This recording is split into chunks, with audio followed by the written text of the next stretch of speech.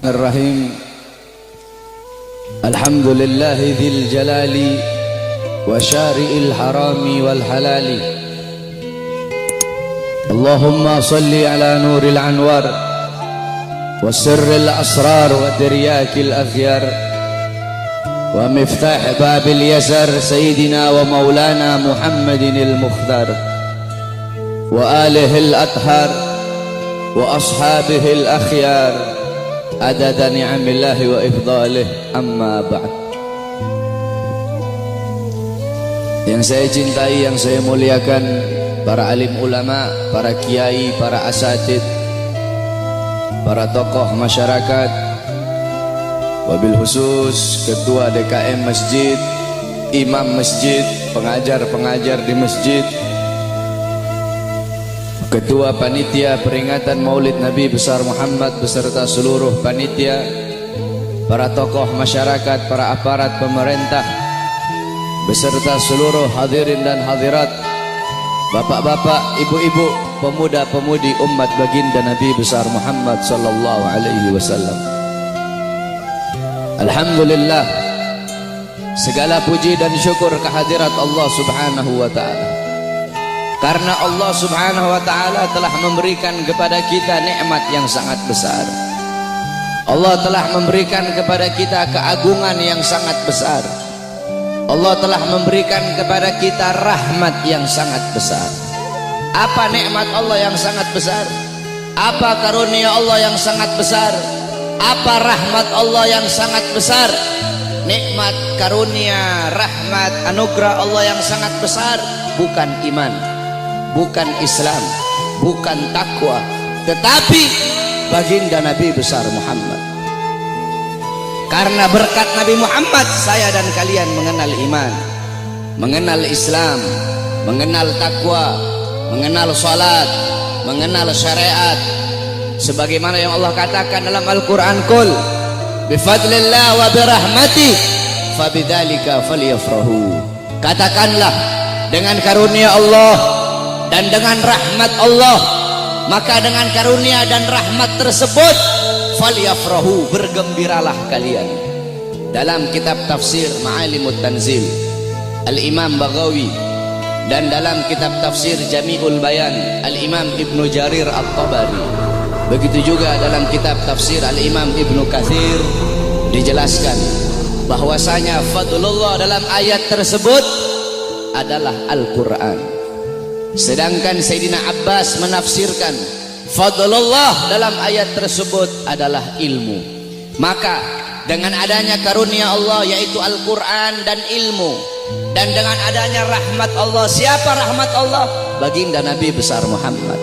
Maka dengan adanya karunia dan rahmat tersebut falyafrahu, bergembiralah kalian semua, senanglah kalian semua dengan adanya anugerah dan rahmat Allah.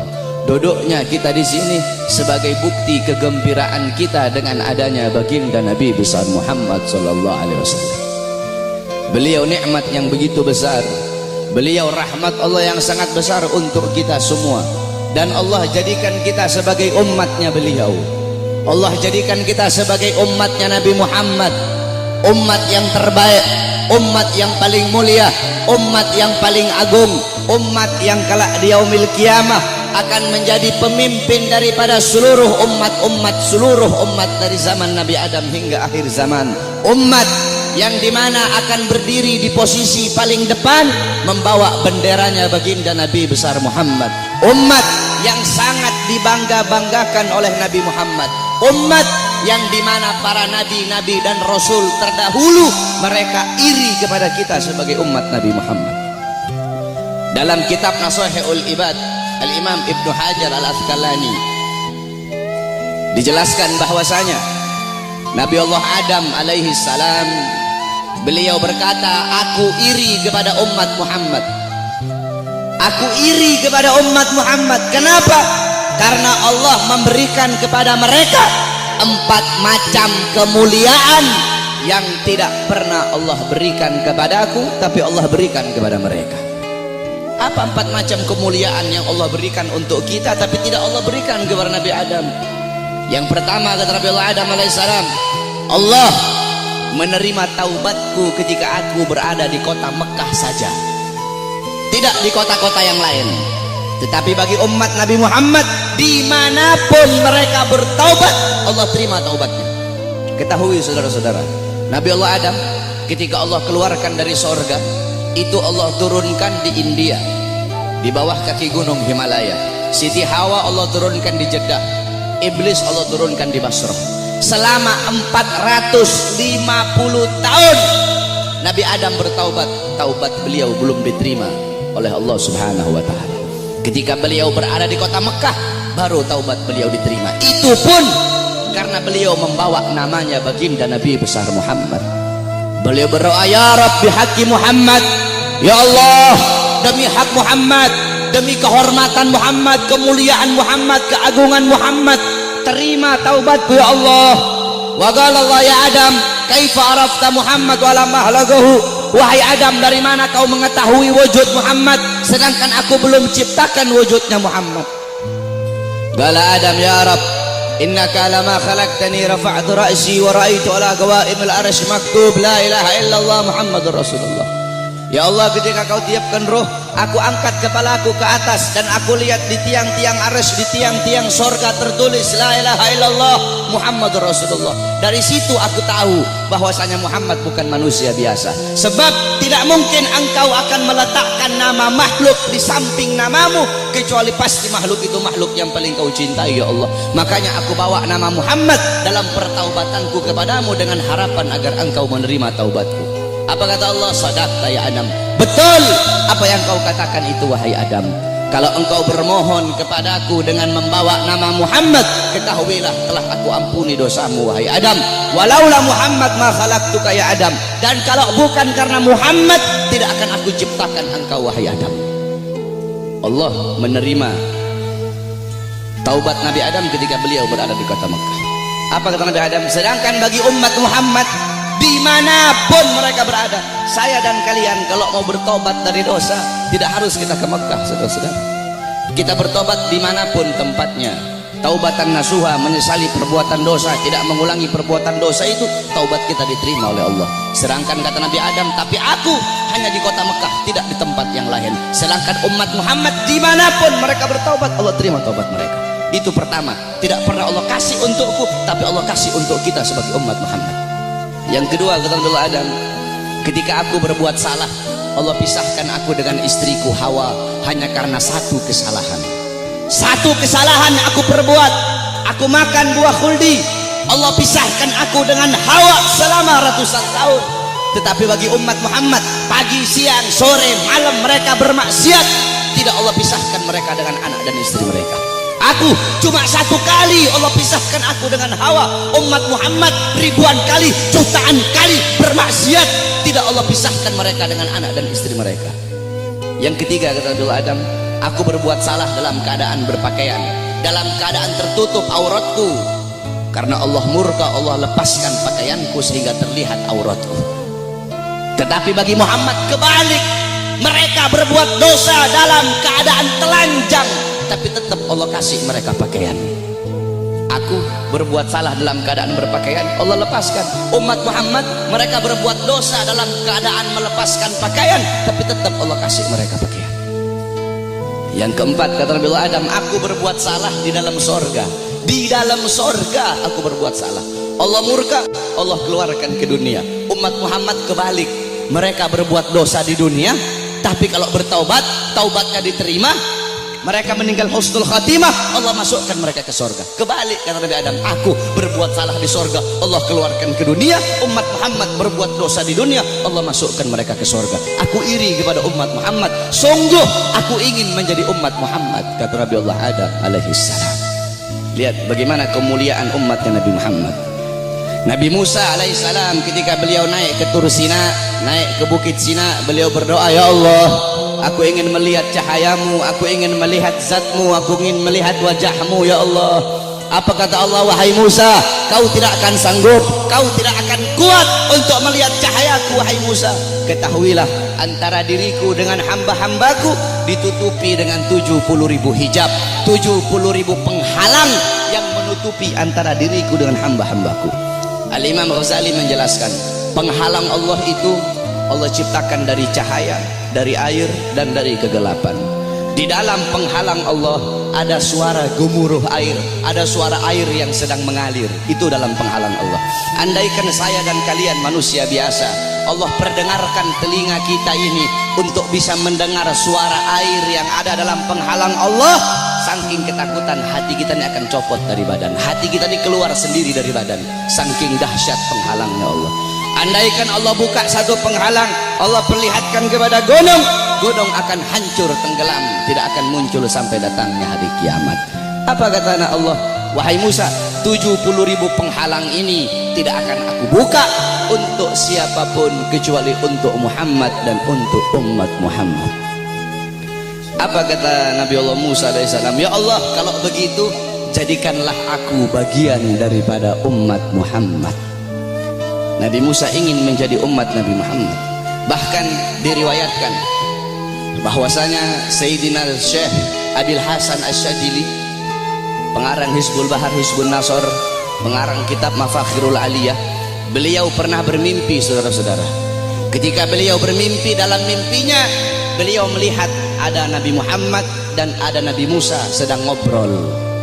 Nabi Musa bilang sama Rasulullah, wahai Muhammad, aku dengar engkau pernah berkata dalam sabdamu bahwasanya ulama ummati kal anbiya Bani Israel. Ulama dari golongan umatku itu bagaikan golongan nabi-nabi dari kalangan Bani Israel. Apakah betul wahai Muhammad? Apa kata Rasulullah? Ini dalam mimpinya Syekh Abil Hasan Asyadili. Apa kata Rasulullah? Iya betul, ulama umatku itu kepintarannya kepintarannya itu sama seperti kepintaran nabi-nabi dari kalangan Bani Israel. Kata Nabi Musa, coba seperti apa sih ulama umatmu itu? Aku pengen lihat, coba. Nabi Muhammad memanggil Al-Imam Ghazali di dalam mimpinya Syekh Abil Hasan Asyadili. Imam Ghazali dipanggil oleh Nabi Muhammad. Nabi Muhammad bilang, ini salah satu daripada ulama umatku yang aku banggakan. Akhirnya kata Nabi Musa, siapa namamu? Kata Imam Ghazali apa? Ana Muhammad bin Muhammad bin Muhammad. Kata Nabi Musa, stop. Wahai Rasulullah, ini kamu bilang pinter. Saya nanya siapa namanya? Dia jawab Muhammad bin Muhammad bin Muhammad. Kalau dia pinter cukup dia jawab Muhammad. Stop, sudah. Nggak usah dia bilang Muhammad bin Muhammad. Saya nggak nanya nama bapaknya, saya nggak nanya nama kakeknya. Kalau dia pinter cukup dia jawab Muhammad. Udah, stop. Atau Muhammad Al-Ghazali dalam kitab Tabaqat Syafi'iyah, Al-Imam Ghazali. Ghazali itu adalah nisbat nama tempat kelahiran beliau. Tetapi ada juga ulama yang mengatakan Ghazali itu nisbat kepada pekerjaan keluarga beliau, yaitu tukang tenun, tukang sol. Nah, kata Nabi Musa, kalau kamu pinter cukup kamu jawab Muhammad, nggak usah kamu bilang Muhammad bin Muhammad bin Muhammad, kepanjangan. Apa kata Nabi Musa? Apa kata Imam Ghazali? Ya Rasulullah, izinkan aku untuk menjawab ya Rasulullah. Diizinkan oleh Rasul, dijawab oleh Imam Ghazali, wahai Musa kalimullah. Dulu Allah pernah nanya, wahai Musa, apa yang ada di tanganmu? Engkau bilang, ya Allah, ini tongkat. Tongkat ini untuk menyandar, untuk bersandar. Tongkat ini untuk memukul. Harusnya kalau kau pinter cukup kau jawab, ini tongkat. Nggak usah kau jawab tongkat ini untuk ini, untuk ini, untuk ini. Karena Allah nanya apa yang ada di tanganmu. Allah tidak tanya untuk apa itu. Apa kata Nabi Musa?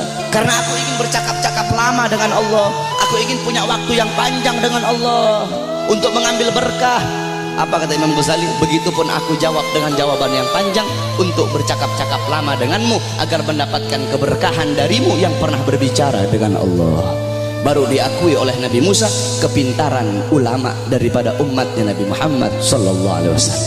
Coba kau lihat dalam kitab Khasaisul Ummatul Muhammadiyah, dalam kitab keutamaan kekhususan yang Allah kasih kepada umat Nabi Muhammad, umat terdahulu, saudara-saudara, kalau mereka berbuat dosa, Allah tidak segampang akan mengampuni dosa mereka.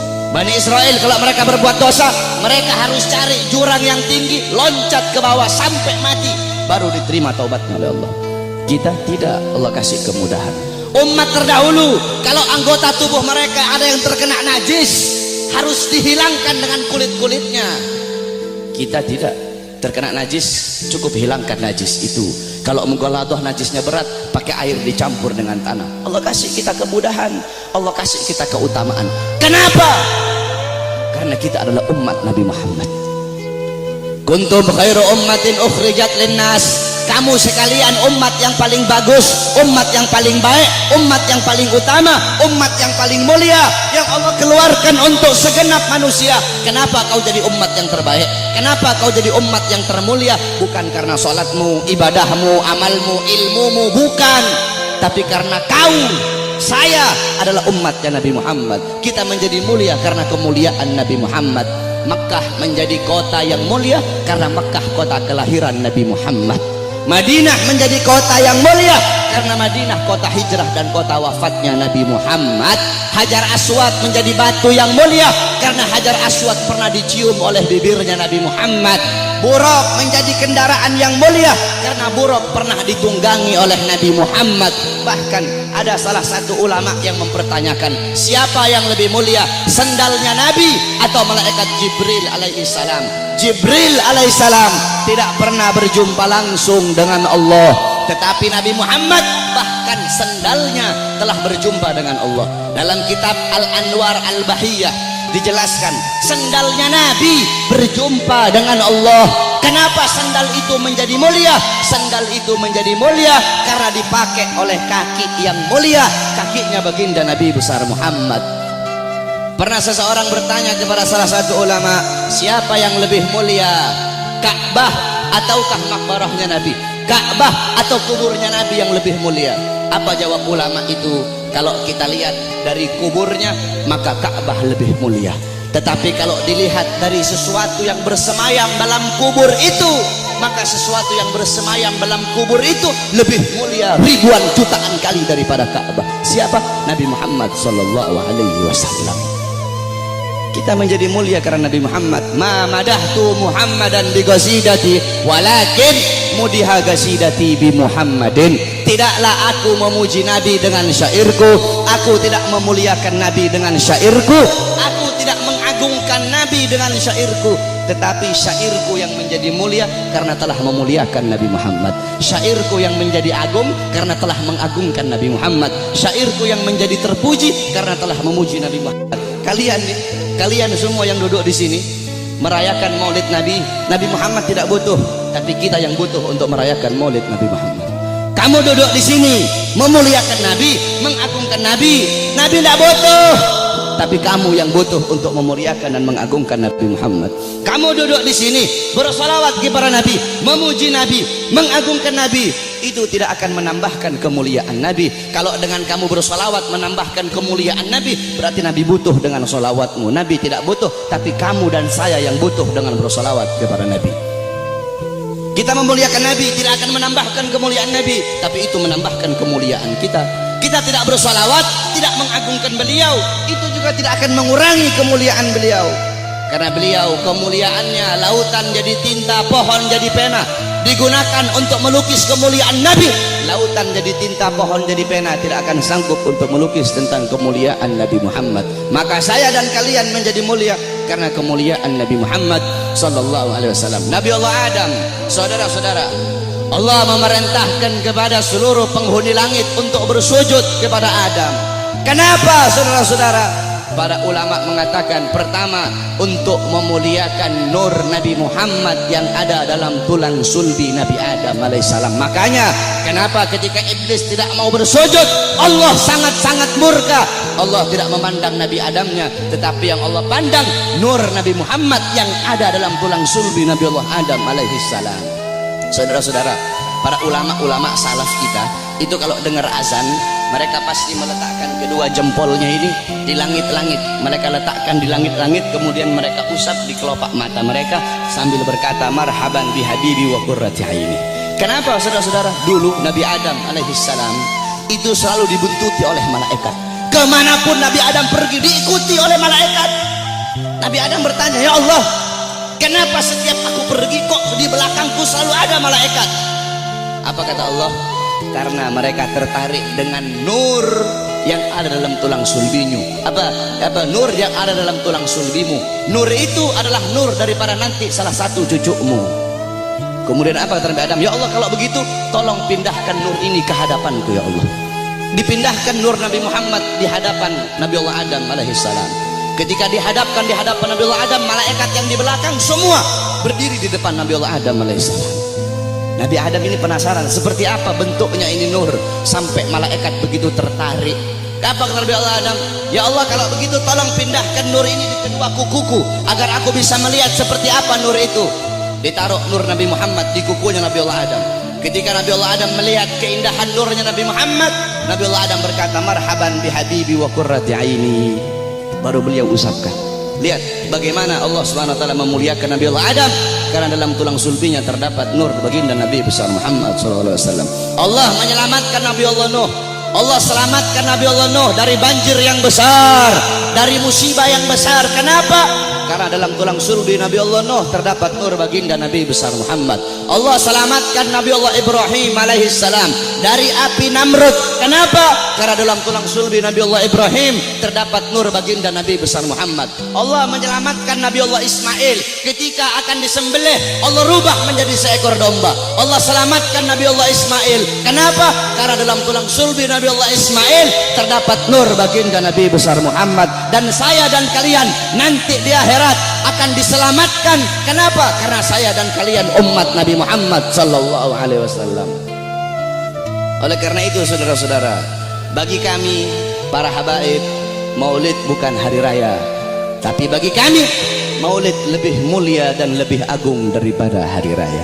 Di tempat saya bapak-bapak di Sulawesi itu kami santri-santrinya guru tua.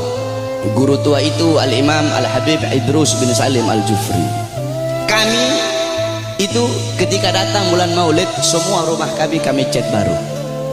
Datang bulan maulid, semua rumah kami cat baru, kampung kami hias, jalan kami baguskan. Hanya di bulan maulid, tidak di bulan yang lain. Hari raya, rumah kami tidak kami cat baru. 17 Agustus, rumah kami tidak kami cat baru. Maulid, rumah kami cat baru. Kenapa? Karena bagi kami maulid adalah hari yang paling mulia di muka buminya Allah Subhanahu wa taala. Kenapa bisa seperti itu? Dalam kitab Tuhfa, dalam kitab Hawashi Syarwani ala Tuhfal Muhtaj. Hawashi Syarwani itu kitabnya Al-Imam Syarwani. Tuhfal Muhtaj itu kitabnya Al-Imam Ibnu Hajar Al-Haytami. Yang dimana Tuhfal Muhtaj adalah syarah daripada kitab Minhajut Talibin Al-Imam Nawawi. Jadi kalau ente orang belajar fikih, ada namanya matan, ada namanya syarah, ada namanya hawashi. Matan itu isi, syarah itu penjelasan daripada matan, hawashi penjelasan lebih rinci daripada syarah. Jadi matan diberi syarah, syarah diberi hawashi. Matannya itu Minhajut Talibin Imam Nawawi, disyarahkan oleh Imam Ibnu Hajar Al-Haytami, yaitu Tuhfal Muhtaj, syarah Minhaj. Tuhfal Muhtaj kemudian dijelaskan lagi oleh Al-Imam Syarwani yang diberi nama Hawashi Syarwani. Dalam kitab Hawashi Syarwani dijelaskan bahwasanya inna afdhalal layali, sesungguhnya paling mulianya malam itu, paling utamanya malam itu, yaitu malam kelahiran baginda Nabi besar Muhammad. Setelah malam kelahiran Nabi baru malam Lailatul Qadar. Setelah malam Lailatul Qadar baru malam Isra. Setelah malam Isra setelah malam Lailatul Qadar malam Jumat. Setelah malam Jumat baru malam Isra. Kenapa malam kelahiran Nabi menjadi malam yang paling mulia? Kenapa malam kelahiran Nabi menjadi malam yang paling agung? As-Sayyid Al-Habib Muhammad bin Alwi Al-Maliki, beliau mengutip perkataan daripada Al-Imam Haramain Sayyid Amin Qutbi. Beliau berkata, Sayyid Amin Qutbi berkata, ya Lailatul Itsnain, madza safahat, wahai malam Senin, apa yang telah menyapamu? Wahai malam Senin, apa yang telah menyapamu? Kau begitu mulia, kau begitu agung, engkau begitu wangi, wahai malam Senin. Berawal hari-hari yang mulia dalam Islam, semua berawal darimu. adanya Idul Fitri, adanya Idul Adha, adanya Ramadan, adanya Rajab, adanya Fathul Makkah, adanya kemenangan perang Badar, adanya Lailatul Qadar, adanya hari Jumat, adanya malam Jumat, adanya 10 Muharram, semua berawal darimu wahai malam Senin. Kenapa? Karena pada malam Senin itu lahir baginda Nabi besar Muhammad sallallahu alaihi wasallam, sehingga malam kelahiran Nabi menjadi malam yang paling mulia di muka bumi. Kenapa? Karena kalau tidak ada kelahiran Nabi, tidak akan ada Idul Fitri, tidak akan ada Idul Adha, tidak akan ada iman, tidak akan ada Islam. Makanya sampai-sampai begitu Allah memuliakan kelahiran Nabi Muhammad, karena begitu Allah ini memuliakan kelahiran Nabi, sampai-sampai orang yang meninggal dalam keadaan kafir, akan tetapi karena dia gembira dengan kelahiran Nabi, Allah ringankan azabnya dalam neraka. Dalam kitab tafsir Bidayah wa Nihayah, Al-Imam Ibnu Katsir beliau meriwayatkan bahwasanya Sayyidina Abbas bin Abdul Muthalib pernah bermimpi berjumpa dengan Abu Lahab. Dalam mimpinya Sayyidina Abbas bin Abdul Muthalib bermimpi Abu Lahab sedang disiksa dalam neraka. Akan tetapi setiap hari Senin azab dan siksanya Abu Lahab dihentikan dan Allah gantikan dengan rahmat. Dari jari-jari Abu Lahab itu bisa keluar air sehingga dia bisa minum dari air tersebut. Maka Sayyidina Abbas pun bertanya, wahai Abu Lahab, kenapa setiap hari Senin Allah angkat azab dan siksamu? Dari jari-jarimu bisa keluar air, kenapa hanya di hari Senin, tidak di hari-hari yang lain? Apa kata Abu Lahab? Iya, karena dulu ketika Muhammad lahir, aku bergembira dengan lahirnya Muhammad. Aku memiliki budak yang bernama Suwaibah. Suwaibah datang kepadaku memberi kabar tentang lahirnya Muhammad. Aku gembira sehingga aku bebaskan Suwaibah. Aku bebaskan dia dari budak. Nah, karena aku membebaskan Suwaibah, karena kegembiraanku dengan lahirnya Muhammad, karena aku gembira sesaat dengan lahirnya Muhammad, maka dari itu setiap hari Senin Allah angkat azab dan siksaku. Itu Abu Lahab. Setiap hari Senin Allah angkat azab dan siksanya hanya karena bergembira sesaat dengan lahirnya Al-Mustafa. Maka bagaimana dengan saya dan kalian kalau kita bergembira seumur hidup kita dengan lahirnya baginda Nabi besar Muhammad? Oleh karena itu, saudara-saudara, kita duduk di sini memuliakan kelahiran Nabi, mengagungkan kelahiran Nabi. Ini suatu perbuatan yang mulia. Tetapi banyak juga golongan-golongan di luar sana, banyak golongan-golongan yang mulut kotornya berani mengatakan bahwasanya orang-orang yang duduk di maulid itu mereka telah berbuat dosa besar. Maulid itu adalah bid'ah dhalalah, maulid itu bid'ah yang sesat, maulid itu sumber kesyirikan, maulid itu sumber kekafiran. Banyak golongan-golongan di luar sana yang berkata seperti itu. Ini golongan-golongan yang bodoh, golongan-golongan yang goblok, golongan-golongan yang dungu, tidak ngerti kaidah fikih, tidak ngerti takhrij hadis, tidak ngerti mustalah hadis.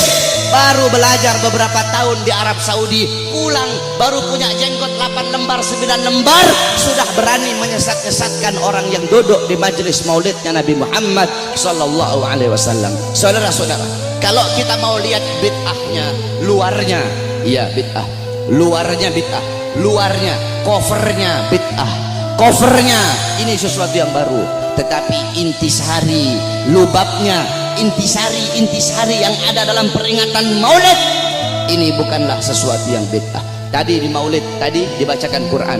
Apakah membaca Quran sesuatu yang bid'ah?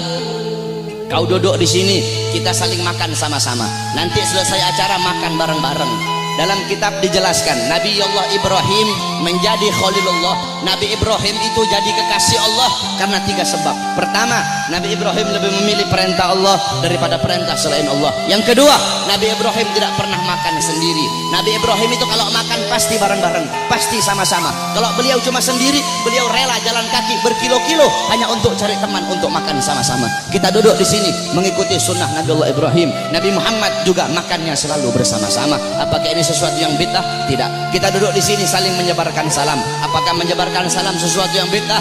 Nabi Muhammad berkata, afsus salam, sebarkan salam. Kita duduk di sini saling memberi makan. Nabi Muhammad bilang, wa'atimut ta'am, berilah makan. Kita duduk di sini menyambung tali silaturahmi. Kata Nabi Muhammad, wasilul arham, sambunglah tali persaudaraan. Kita duduk di sini mengenang Nabi Muhammad, menyebut-nyebut nama Rasulullah sallallahu alaihi wasallam. Bukankah dalam hadis riwayat Ad-Dailami dalam kitab musnad beliau, yaitu kitab yang bernama Al-Firdaus, qala Rasul, dzikrul anbiya minal ibadah, mengingat para nabi, mengingat para rasul itu adalah ibadah. dzikrus sholihin minal kafarah, dzikrul maut minas sadaqah, wa dzikrul kubur yuqarribukum minal jannah. Kata Nabi Muhammad, mengingat para nabi, mengingat para rasul, menyebut-nyebut nama mereka itu adalah ibadah. Kita duduk di sini menyebut Nabi Muhammad, mengingat Nabi Muhammad, mengenang Nabi Muhammad, membaca sirah beliau, tarikh beliau agar bisa mengambil iktibar, mengambil pelajaran dari kisah hidup beliau. Apakah ini sesuatu yang bid'ah? Tidak. Kita duduk di sini bersolawat kepada Nabi Muhammad. Bukankah Allah berkata, Innallaha wa malaikatahu yusholluna 'alan nabi ya ayyuhalladzina amanu shollu 'alaihi wa sallimu taslima.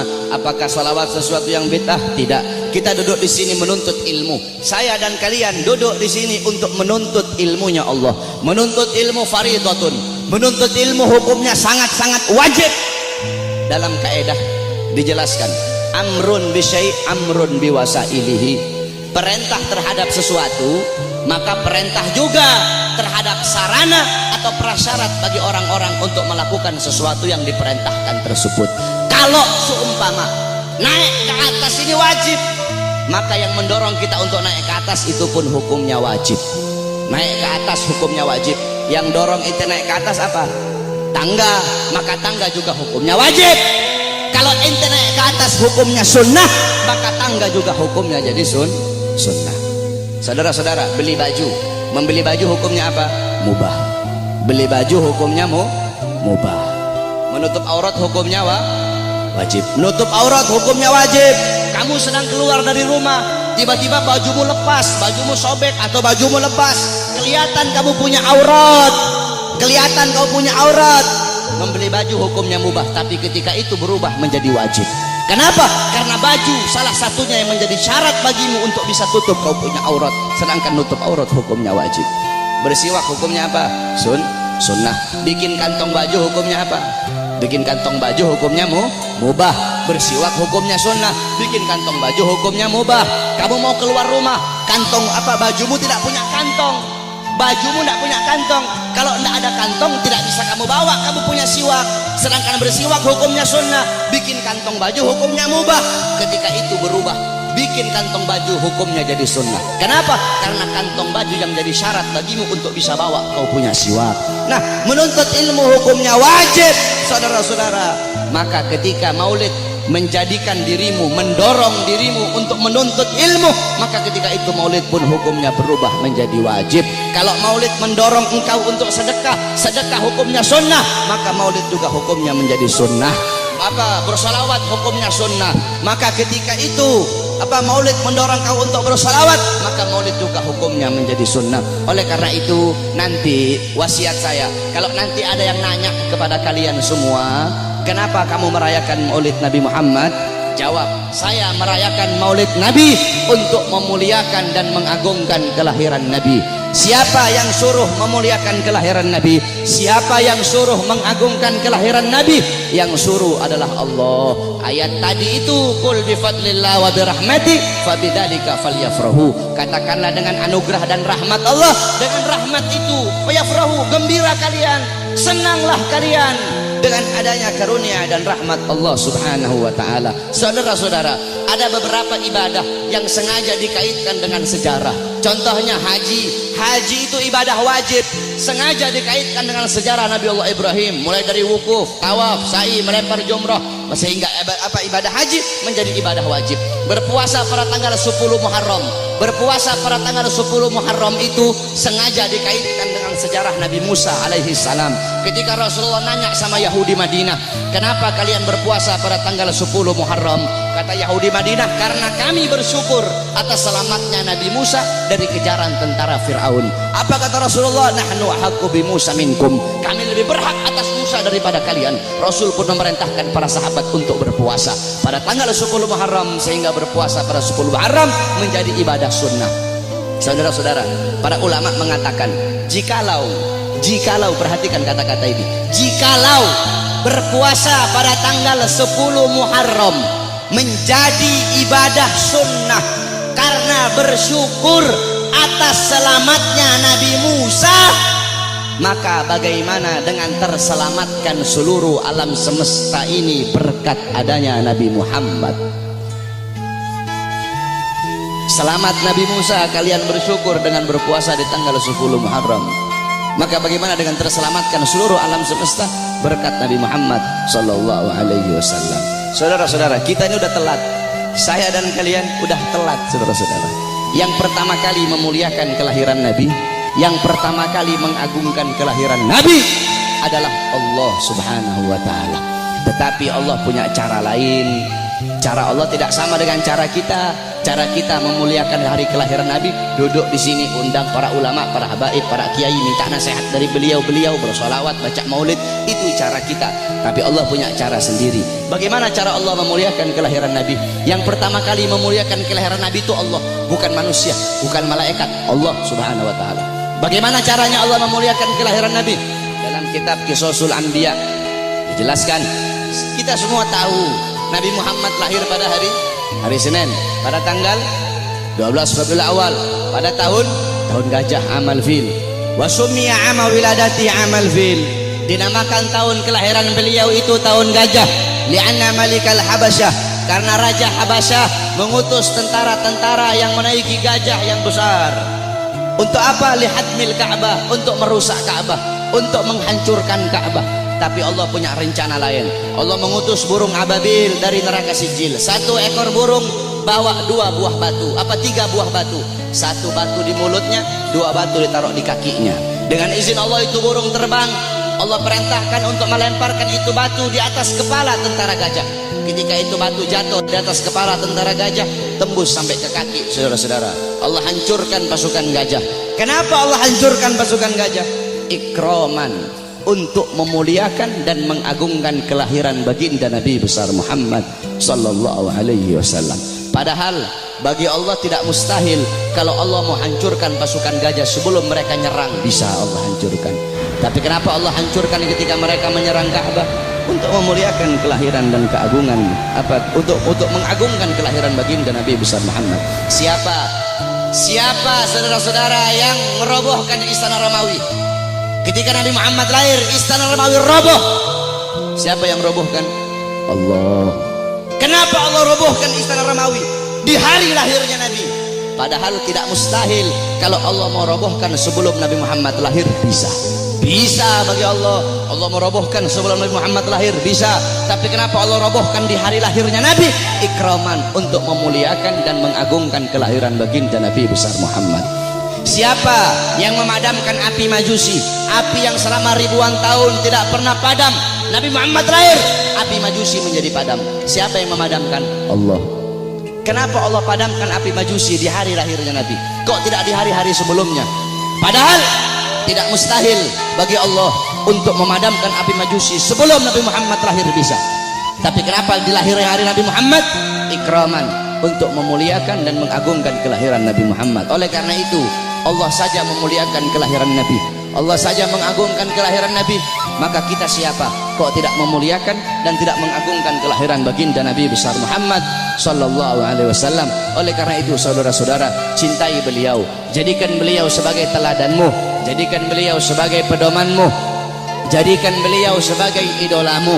Nabi Muhammad mencintai kalian, Nabi Muhammad sangat cinta kepada kalian, sampai-sampai kata Sayyidina Ali karramallahu wajha, inna Rasulillah fi akhir nafsi harakat syafataihi marratain fa'alqaitu sam'i fasami'tuhu yaqul ummati ummati faqubida Rasulullah sallallahu alaihi wasallam wa qala law kanatid dunya tadumu li wahidin la kana Rasulullah fiha mukhallada. Apa kata Sayyidina Ali pada saat detik-detik terakhir nafasnya Nabi Muhammad? Aku melihat beliau menggerakkan bibirnya dengan 2 kali gerakan.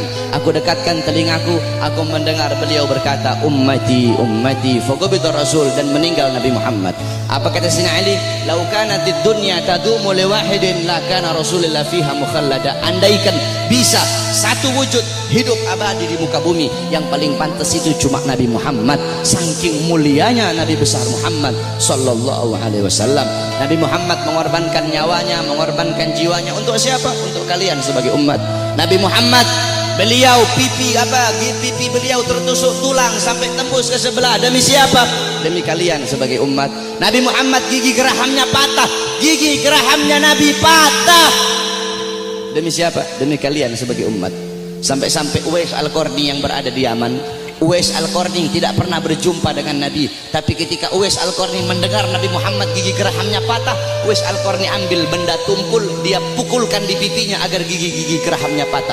Kenapa? Dia ingin merasakan apa yang dirasakan oleh Nabi Muhammad SAW. Nabi Muhammad mukanya dilempar dengan kotoran onta, dilempar batu sampai dahinya berdarah. Ketika dahi beliau berdarah, beliau tampung darah itu agar tidak jatuh di atas tanah. Kenapa? Karena kalau darah beliau jatuh di atas tanah, Allah akan tenggelamkan orang-orang yang melempari beliau. Apa kata beliau? Mereka adalah umatku, mereka belum diberi hidayah oleh Allah Subhanahu wa ta'ala.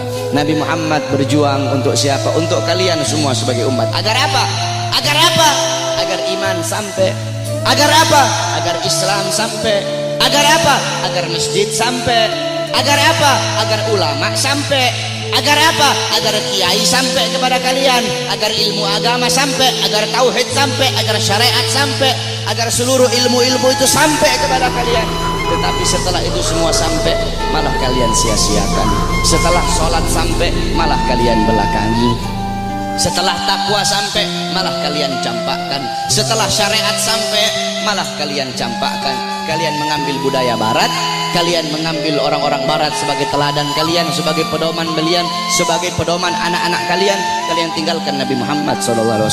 Mulutmu mengaku umat Nabi, saya umat Nabi, saya umat Islam, tapi kau tidak sholat. Saya umat Nabi, tapi masjidmu sepi. Saya umat Nabi, tapi kedua matamu memandang hal-hal yang haram. Saya umat Nabi, tapi kamu kencingnya berdiri.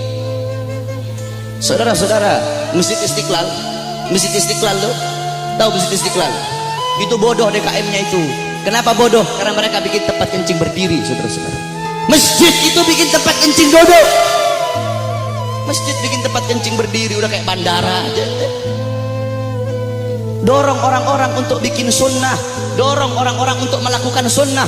Ente, ketua masjid, orang-orang yang ada di masjid, bikin tempat kencingnya duduk. Adapun orang yang masuk ke dalam itu kencingnya berdiri atau duduk, urusan mereka. Yang penting kamu telah dorong mereka untuk mengikuti sunnah. Sufyan Ats-Tsauri, tahu Sufyan Ats-Tsauri? Ats-Tsaur itu banteng. Kenapa Sufyan Ats-Tsauri dipanggil banteng? Karena dia masuk ke masjid itu mendahulukan kaki kiri, sehingga terdengar suara ya Tsaur godimul yumna. Hei banteng, dahulukan kaki kananmu. Ditegur saudara-saudara. Engkau mengaku apa? Engkau mengaku umat Nabi, tapi kedua tanganmu tidak pernah memberi makan golongan-golongan yang dicintai oleh Nabi. Siapa golongan yang dicintai oleh Nabi? Anak yatim, fakir miskin, para janda-janda. Kau ngaku cinta Nabi, tapi kau tidak pedulikan mereka. Kau biarkan mereka dalam keadaan lapar, kau biarkan mereka dalam keadaan teraniaya, sedangkan mereka golongan yang sangat dicintai oleh Nabi Muhammad SAW. Engkau mengaku umat Nabi, tapi kau biarkan besok anak-anakmu merayakan Valentine. Engkau ngaku apa umat Nabi, tapi kalian para orang tua biarkan anak-anak gadis kalian membuka aurat. Saudara-saudara, makanya jangan heran bapak-bapak yang ada di sini, pasti rata-rata kebanyakan anak-anak kalian kalau cium tangan kepada kalian bukan di hidung, cium tangan kalian di pipi, cium tangan kalian di dahi, itu masih mending kena. Ada yang sampai nggak kena udah dilepas. Padahal harusnya seorang anak itu cium tangan di bawah hidung, bukan di atas hidung. Cium tangan di bawah hidung, kemudian dihirup udara tangan itu, tangan orang tua. Begitu cara anak-anak cium tangan. Tapi kenapa anak-anakmu cium tangan di pipi, anak-anakmu cium tangan di dahi? Karena kalian sebagai orang tua tidak pernah mendidik anak-anak kalian dengan didikannya Nabi Muhammad SAW. Jangan heran anak-anakmu melotot di hadapan kalian, anak-anak kalian membantah perintah kalian.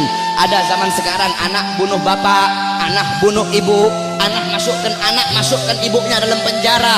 Jangan kau salahkan kenapa kalian sebagai orang tua tidak pernah mendidik anak-anak kalian dengan didikan agama. Laisal mar'u yuladu aliman, tidak ada seseorang dilahirkan dalam keadaan alim, tidak ada. Saudara-saudara, kewajiban kalian sebagai orang tua untuk mendidik anak-anak kalian dengan didikan agama. Bapak-bapak zaman sekarang sibuk cari uang, sibuk cari harta. pagi siang sore malam keluyuran cari uang. Untuk apa? Untuk ngasih makan jasmani anak-anaknya. Untuk apa? Untuk memberi makan jasmani anak-anaknya. Tetapi lupa kalian beri makan jiwa, hati, dah apa? Jiwa anak-anak kalian, hati anak-anak kalian, ruh anak-anak kalian, lupa kalian kasih makan. Apa makanan hati bagi anak-anak kalian? Makanan hati bagi anak-anak kalian adalah ilmu. Hati 3 hari tidak kena ilmu, hati itu mati. Maka tanyakan kepada diri kalian sebagai orang tua, telah berapa lama kalian menjadi sebab hati anak-anak kalian mati? Kenapa anakmu kenapa anakmu tidak kau masukkan pondok? Kenapa anakmu tidak kau masukkan pesantren? Kenapa anakmu tidak kau ajarkan Quran? Kenapa kau lebih pentingkan SD-nya, SMP-nya, SMA-nya? Bukan berarti tak boleh sekolah SD, tak boleh sekolah SMP, tak boleh sekolah SMA. Tidak apa-apa sekolahkan anakmu SD, SMP, SMA. Tetapi agamanya jangan kau belakangi, Al-Qurannya jangan kau belakangi. Kenapa anakmu tidak mondok? Aduh, saya lebih milih sekolah. Kalau nanti anak saya mondok, bagaimana masa depannya nanti? Orang tua goblok itu kalau ada yang seperti itu, saudara-saudara.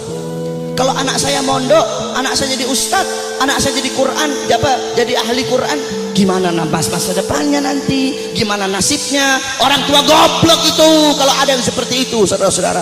Kau lihat zaman sekarang, SD, SMP, SD udah tahu mabok, SD udah tahu melacur, SD udah tahu zina. Itu SD. Bagaimana SMP-nya? Itu SMP. Bagaimana SMA-nya, saudara-saudara? Jangan kau pentingkan pendidikan dunia anak-anakmu, tapi lebih pentingkan pendidikan akhirat anak-anakmu. Didik dengan didikan Nabi. Adabani Rabbi fa ahsana ta'dibi. Allah yang mendidikku, Allah yang mengajariku, sehingga sebaik-baiknya pendidikan adalah pendidikanku. Nanti ini tanggal 13, besok tanggal 14, kau lihat yang paling banyak merayakan Valentine di jalan-jalan, saudara-saudara. Yang paling banyak merayakan Valentine bukan orang Kristen. Yang paling banyak merayakan Valentine bukan orang Buddha, bukan orang Hindu, bukan orang Katolik, bukan Yahudi, bukan Nasrani.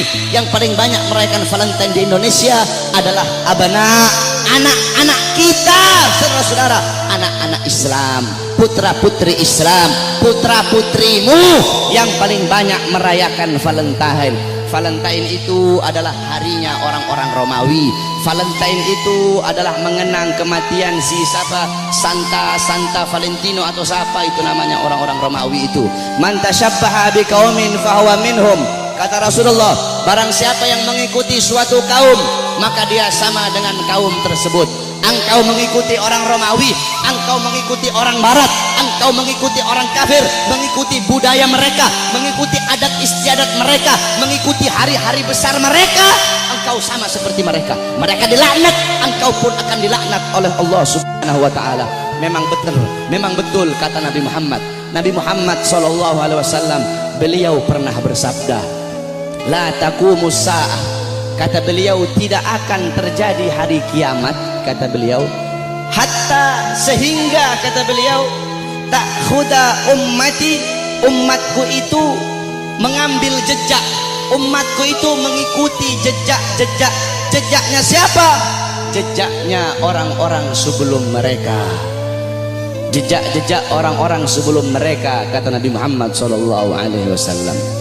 Shibran bi shibrin, sejengkal demi sejengkal, kata Nabi Muhammad. Wa dhira'an bi dhira'in, sehasta demi sehasta, kata Nabi Muhammad.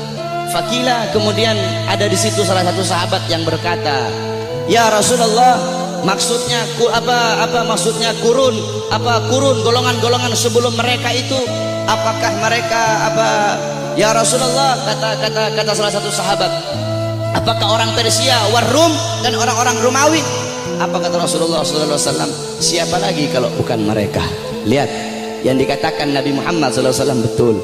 Nanti ada nanti kiamat tidak akan terjadi, kiamat itu tidak akan datang nanti sebelum umatku itu sampai, sehingga umatku akan mengikuti orang-orang Romawi dan orang-orang Persia, baik gaya pakaian mereka, mengikuti hari-hari besar mereka, kata Rasulullah SAW.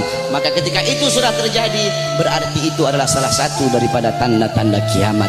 Oleh karena itu, saudara-saudara sekalian yang dimuliakan oleh Allah, didik kau punya anak-anak dengan didikan Nabi Muhammad. Begitu juga ibu-ibu zaman sekarang ini, mereka tahu di mana letak kursi mereka, di mana letak dapur mereka, di mana letak tempat make up mereka. tapi mereka tidak tahu di mana letak anak-anak perempuan mereka. Anak-anak perempuan kalian biarkan berjalan dengan laki-laki yang bukan muhrim. Anak-anak perempuan kalian biarkan telanjang. Anak-anak perempuan kalian biarkan membuka aurat. Saudara-saudara, Hadramaut melahirkan para aulia. Bumi Hadramaut itu melahirkan para wali, melahirkan para aulia, fuqaha, ulama. Kenapa? Itu tidak terlepas dari wanita-wanita yang ada di sana. Bagaimana wanita yang ada di sana? Wanita yang ada di sana seumur hidup mereka cuma keluar 3 kali. Seumur hidup mereka keluar cuma 3 kali. Pertama, ketika mereka masih kecil keluar bersama bapaknya.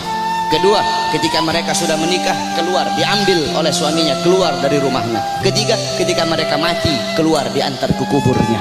Itu seumur hidup 3 kali mereka keluar rumah. Makanya jangan heran kenapa wanita-wanita di sana melahirkan wali-wali, melahirkan orang-orang soleh, melahirkan wali songo yang datang bawa Islam ke Indonesia berasal dari sana. Kenapa? Itu tidak terlepas dari kesolehan, ketaatan, kezuhudan wanita-wanita yang ada di sana. Oleh karena itu para wanita-wanita, para istri-istri, ibu-ibu, jadikan Sayyidatuna Fatimah, Sayyidatuna Khadijah, Sayyidatuna Aisyah, Ummu Salamah, Ummu Aiman, Ummu Sulaim, Siti Khansa, Siti Mutiyah, wanita-wanita di zaman Nabi, wanita-wanita mulia. Jadikan beliau-beliau sebagai uswahmu, sebagai teladanmu, sebagai pedomanmu, agar kau bisa mendidik anak-anakmu dengan didikan Nabi Muhammad. Insya Allah dengan duduknya kita di sini, Allah kasih kita keberkahan, Allah kasih kita Allah kasih kita maghfirah, Allah kasih kita rahmat. Kita bermalam-malaman di sini untuk Nabi Muhammad. Insya Allah kedua mata kita Allah halalkan kelak di yaumil qiyamah untuk memandang wajah indah baginda Sayyidina Muhammad sallallahu alaihi wasallam.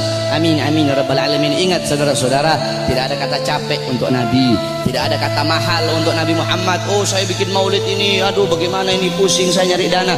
Tidak ada kata mahal untuk Nabi Muhammad.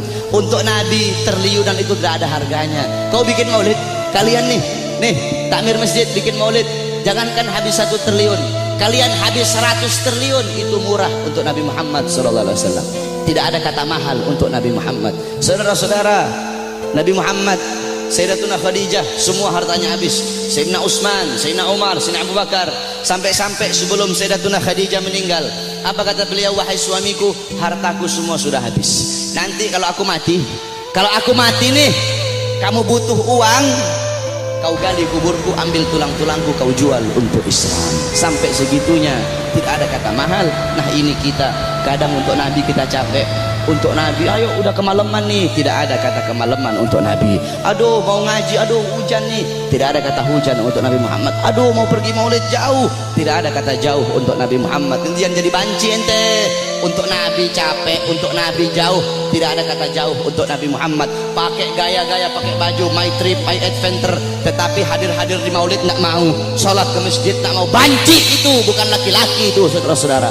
Oleh karena itu sekali lagi, para anak-anak muda, jadilah kalian anak-anak muda yang baik, jadi kalian anak-anak muda yang bagus. Jangan kau ikut orang-orang Yahudi, jangan kau ikut orang-orang Nasrani. Mereka nak bakal bikin kau baik, mereka nak bakal bikin kau bagus, mereka bakal bikin kau buruk, mereka bakal bikin kau terjerumus ke dalam kezaliman, terjerumus ke dalam maksiat, mungkarat, dhalalat, sayyiat. Karena apa saudara-saudara? Nasib desamu nih, nasib kampungmu semua ini ke depan, nasib masjid ke depan, desamu ke depan, itu tergantung anak-anak muda. Kalau anak-anak mudamu baik, ke depan kampungmu jadi kampung yang baik. Tapi kalau anak-anak mudamu rusak, anak-anak mudamu bangsat, ke depan kampungmu akan jadi kampung yang bangsat. Kalau negara sekarang ini anak-anak mudanya baik, kenal Nabi, ke depan negara ini akan jadi negara yang baik. Tapi kalau anak-anak mudanya narkoba, anak-anak mudanya judi, anak-anak mudanya melacur, anak-anak mudanya mabuk, ke depan ini negara akan jadi negara bangsat saudara-saudara. Tetapi kita berdoa kepada Allah, semoga Allah jadikan ini negara-negara aman, ini negara jadi negara yang baik, jadi negara yang makmur. Makmur bukan karena pejabatnya, makmur insya Allah karena doa-doa para ulama dan doa para solihin. Amin amin ya rabbal alamin. Ya Rabbana syarifna wa karimna bi ru'yati Sayyidina Mustafa. Ya Rabbana syarifna wa karimna bi ru'yati Sayyidina Mustafa. Kita doakan para ulama kita, para guru-guru, para ulama, para ustadz, para murabbi kita. Semoga Allah panjangkan umur beliau-beliau, karena beliau-beliau pewaris Nabi, penyambung lidah Nabi, penerus perjuangan Nabi. Semoga Allah panjangkan umur-umur beliau, Allah permudah urusan dunia akhirat beliau, Allah sehatkan jasmani dan ruhani beliau, sehingga ilmu-ilmu beliau bermanfaat untuk kita semua. Amin amin ya rabbal alamin. Wal afu minkum. Wassalamualaikum warahmatullahi wabarakatuh.